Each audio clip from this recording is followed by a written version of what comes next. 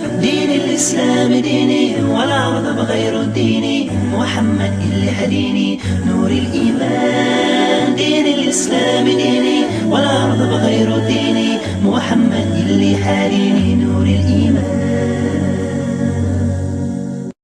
Basically, my story begins in first year university. I had a year where I think a lot of problems happened to me. My parents separated that year. My dog died. That was a particularly tough day. Subhanallah. I had 2 car accidents in the space of 1 week. And also, sadly, I had a friend pass away that year. I think that year led me to sort of ask some questions along the lines of, why am I here? What's the purpose of life? Why do I get up in the morning? Why do I even bother? Why don't I just sit on the couch, watch TV, Jerry Springer, whatever? And I think I started to ask questions about, the purpose of life, and that led me to start to do a bit of a holy quest. Naturally, as an Aussie, the first thing I did was investigate Christianity. I had a few Christian friends, and I remember going to a church camp. It was one of the funniest camps I've ever been to in my life. Everybody was singing. I didn't know what the words were. I didn't know what they were saying. It sounded great. They had beautiful voices, but it just seemed really strange. And everybody was telling me how much God loved me, and I was thinking, God loves me? My dog died. SubhanAllah. So I kept on investigating Christianity, and I went to a whole lot of, different aspects of Christianity. So we're talking about Catholicism, we're talking about Anglican, Baptist, priests, pastors. And every time I'd go there and ask questions, I'd find that they wouldn't pick up the Bible and start to say, oh, this is the answer, my dear brother. They would just start answering me. They would just answer from their own opinions. And I started to realise that there was a lot of interpretations of Christianity, and a lot of people had their own interpretations, and one priest from one church was believing one particular aspect of Christianity whilst another was proclaiming another. So I started to think to myself, the Bible is one text, but there seems to be so many different interpretations, and it was confusing. At the time, while I was in first year university, I was also working in a service station, one of my part-time jobs.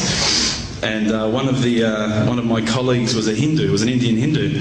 And we'd regularly change shift, and at that time I was very inquisitive, and I'd say to him, dude, what's the deal with the elephant head guy? What's the deal with that, Why has that guy got an elephant head? And he's going, oh, that's Ganesha, this. I said, but couldn't you have chosen like a lion's head or something a bit better? We'd have, these really deep theological debates while people were buying petrol. And I'd be saying, yeah, but why, bro, hit $5 of gas? Thanks, mate. Yeah, no problems.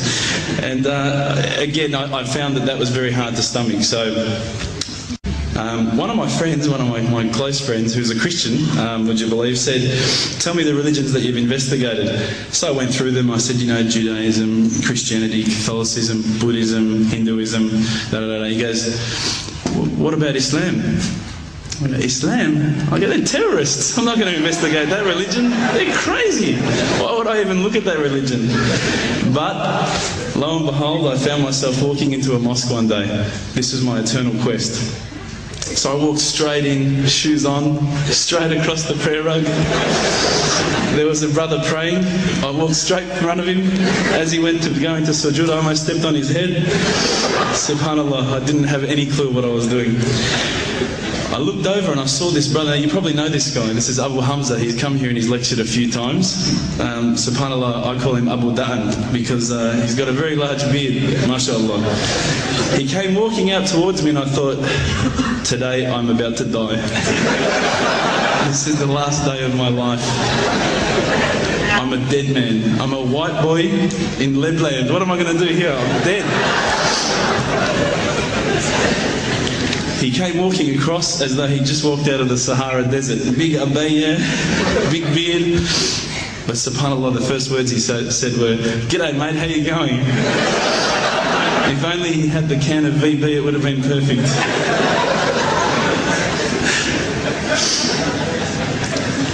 SubhanAllah, I was very taken aback by his welcoming nature. As Aussies, I guess now, I don't want to offend any Australians here, but my upbringing is from a country upbringing. My parents raised me as an atheist. They were raised as Christians. They were dragged along to church every Sunday, and they hated every minute of it. So as soon as we were born, they drummed it into our heads that when you die, you're worm food. That's it. There's no afterlife. There's no God. It's all rubbish. So I was raised as an atheist. So when I walked across and I saw Abu Hamza and he was talking to me in a very polite fashion, which I was very thankful for, because I was sure I'd seen him on the 5 o'clock news hijacking a plane the day before. Now, Aussies are hospitable, don't get me wrong, but Lebos are the most hospitable people I've ever come across. And as the brother Hamza was saying, these brothers were making me cups of tea, and I honestly needed to keep going to the toilet every 5 minutes. They just kept putting tea in front of me, biscuits. I'd never seen anything like it. And I think to some degree I kept coming back for the biscuits, but also for the religion. So when I sat down with these brothers, I actually started asking questions. I asked all the questions that I've asked of the priests, of the pastors, of my friends. And subhanAllah, the thing that really struck me is that every time I asked the question, they wouldn't just answer. They would pick up a Quran and they would say, read this, bro, read this. And there was the answer, every single time. And I would ask another question, you know, the hard questions, not the easy questions. Why do women have to wear the scarf? Why the hijab? How come I can have 4 wives and she can't have 4 husbands? You know, I wanted to know all the tough questions, which is the first questions I guess you ask when you come across Islam. But lo and behold, they kept on answering the questions with the Quran, not from their own opinion. And I got frustrated with this. And I actually said to one of the brothers, because by this stage I think I'd been going there for about a couple of weeks, there was always a few brothers there when I went. And I said to one of the brothers, I said, you know, what's your opinion on the matter? Why won't you give me your opinion? And one of the brothers turned to me one day and said, how can I have an opinion when this is the word of God? SubhanAllah, I remember that really hit me. So I asked them if I could take a Quran home, and I didn't say I was going to use it to chalk up the couch or anything like that. I said I was going to respect the book, so I took it home, I started reading it. What I found was, while reading it, it wasn't as though I was reading a story, it was as though I was reading someone commanding me, you know, someone giving me guidance. And one night I decided to really try and get the spiritual mood happening, and I'm sure probably some of you have heard this story before, so I apologise. I'd lit a candle, I had the window open, I had the curtains drawn, you know, I was trying to get that really spiritual feeling. It was a nice summer night in Melbourne, as summer as it can get in Melbourne, and I was sitting there thinking, this is it, you know, this is the night. I'd been, you know, investigating all the spiritual proofs, all the scientific proofs about the fact that the mountains are the pegs, about, you know, how the embryo develops inside, you know, the woman, all these amazing proofs, but I still needed that little push. It's like I was on the edge of a cliff, I was ready to jump, I just needed a push. So I was sitting there, it was very quiet. I was reading Quran, I stopped. I said, Allah, this is my moment. This is the time I'm about to jump into Islam. All I need is just a sign.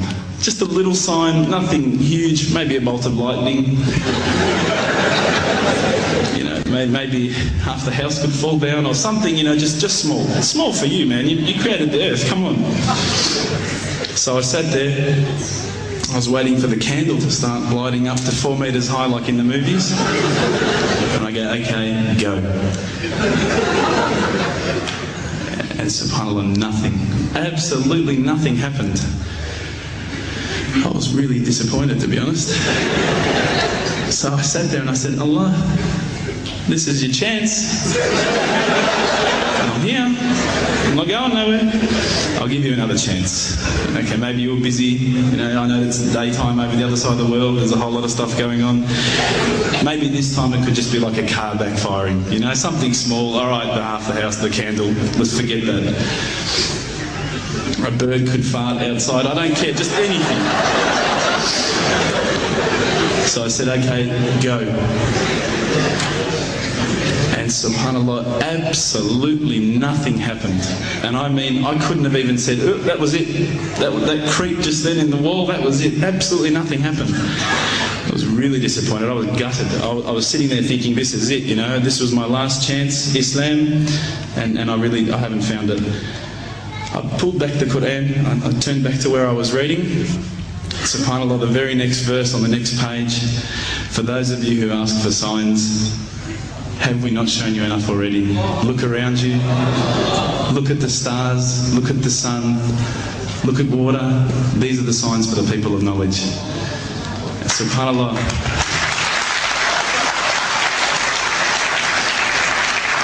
I threw the doona over my head and I pretended I was asleep. I was that scared because I couldn't believe how arrogant I'd been to want my own specific sign when all the signs had been there for me all along.